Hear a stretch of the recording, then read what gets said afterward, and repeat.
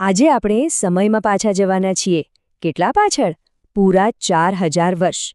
અને આપણે જવાના છીએ દુનિયાની સૌથી પહેલી અને ભવ્ય શહેરી સંસ્કૃતિઓમાંની એક, સિંધુ ખીણની સભ્યતાને.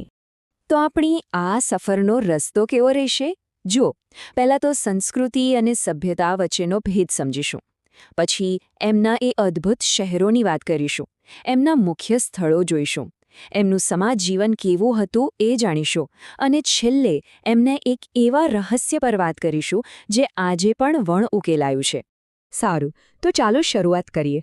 આ વિષયને સમજવા માટે બે શબ્દો બહુ જ મહત્વના છે, તો સૌથી પહેલાં એને જ સ્પષ્ટ કરી લઈએ. તો આનો સીધો સાદો મતલબ એ થયો કે સંસ્કૃતિ એટલે જીવન જીવવાની એક રીત, જ્યારે સભ્યતા એટલે એનાથી એક સ્ટેપ આગળ, એક વિકસિત, સંગઠિત સમાજ, જેની ઓળખ જ એના સુઆયોજિત શહેરોથી થાય છે. અને હવે વાત કરીએ એ વસ્તુની જે આ સભ્યતાને બીજા બધાથી સાવ અલગ પાડે છે, એમનું અદ્ભુત અર્બન પ્લાનિંગ, જે આજની દુનિયાને પણ શરમાવે. જરા વિચારો તો, એ જમાનામાં પણ એમના લગભગ બધા જ શહેરો એક જ નકશા પર બનેલા હતા. એક તરફ રાજા મહારાજાઓ માટે કિલ્લેબંધ, ઊંચો ગઢ, અને બીજી તરફ આમ જનતા માટેનું નીચલું નગર. અને આખા શહેરને જોડતા રસ્તા એકદમ સીધી લીટીમાં કાટખૂણે એકબીજાને કાપતા હોય એવી ગ્રીડ સિસ્ટમ. કમાલ કહેવાય. પણ સાચું કહું, મને સૌથી વધુ આશ્ચર્ય તો એમની ડ્રેનેજ સિસ્ટમથી થાય છે. દરેક ઘરમાં પોતાની ગટર, જે શેરીની મુખ્ય ગટરમાં ભળે, અને આ બધું જ જમીનની નીચે ઢાંકેલું. ગંદુ પાણી આખા શહેરમાંથી બહાર નીકળી જાય એવી સિસ્ટમ જે હજારો વર્ષો સુધી દુનિયામાં બીજે ક્યાંય નહોતી. ચાલો, હવે આપણે આ સભ્યતાના કેટલાક ખાસ અને મહત્વના સ્થળોની એક નાનકડી ટૂર કરીએ અને જોઈએ કે ત્યાં શું શું જોવા જેવું છે.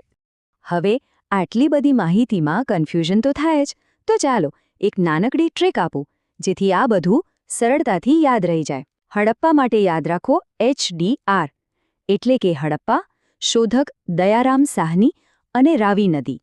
અને મોહેંજો-દડો માટે છે MRS, મોહેંજો-દડો, રખાલદાસ બેનર્જી અને સિંધુ નદી. છે ને સહેલું? આના પરથી ખબર પડે છે કે દરેક શહેરનું પોતાનું એક આગવું મહત્વ હતું.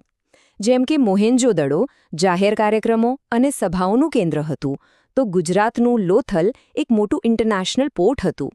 ધોળાવીરા વોટર મેનેજમેન્ટ માટે વખણાતું, અને હડપ્પામાં અનાજ સાચવવા માટે મોટા મોટા ભંડારો હતા. અને હા, મોહેંજો-દડોનું ગ્રેટ બાથ એટલે કે મહાન સ્નાનાગાર એ ખાલી એક સ્વિમિંગ પૂલ નહોતો દોસ્તો, એ તો એન્જિનિયરિંગનો ચમત્કાર હતો. પાણી લીક ન થાય એ માટે ખાસ કુદરતી ટારનું લેર હતું. પાણી ભરવા અને કાઢવાની આખી સિસ્ટમ હતી. લાગે છે કે કોઈ મોટા ધાર્મિક પ્રસંગો માટે જ એનો ઉપયોગ થતો હશે. આપણે આગળ જોયું કે મોટાભાગના શહેરો બે ભાગમાં વહેંચાયેલા હતા, પણ ધોળાવીરા અહીં પણ અલગ પડે છે. ગુજરાતમાં આવેલું આ શહેર 3 ભાગમાં વહેંચાયેલું હતું: ગઢ, મધ્યનગર અને નીચલું નગર. આ બતાવે છે કે એમની નગર યોજના કેટલી વિવિધતાસભર અને એડવાન્સ થશે. તો શહેરો અને બાંધકામની વાતો તો બહુ કરી, પણ આ શહેરોમાં રહેતા લોકો કોણ હતા? એમનું જીવન કેવું હતું? ચલો હવે એમના વિશે જાણીએ. એમની ઇકોનોમી 4 મજબૂત પાયા પર ટકેલી હતી. ખેતી તો હતી જ, સાથે પશુપાલન પણ હતું. એમના માટીના વાસણો અને મણકા બનાવવાની કળા તો અદ્ભુત હતી.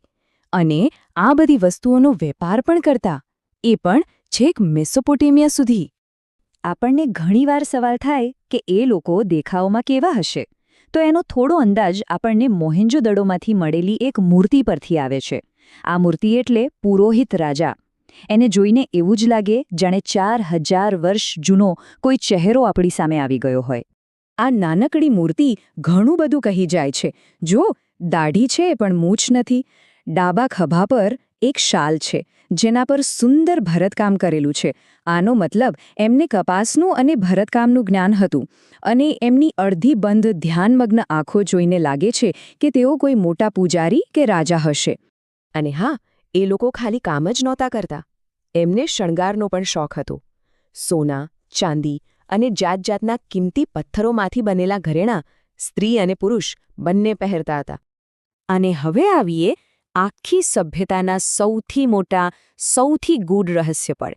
એક એવી પહેલી જેનો જવાબ આજ સુધી કોઈ શોધી શક્યું નથી.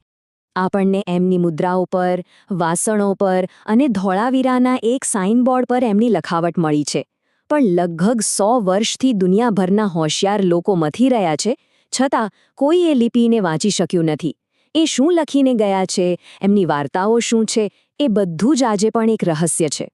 જરા વિચારો, જો ક્યારે આપણે એ લિપિ ઉકેલી શક્યા, એમના શબ્દો વાંચી શક્યા, તો આ પ્રાચીન દુનિયાના કેટલાય રહસ્યો પરથી પડદો ઉઠી જશે, ખરું ને?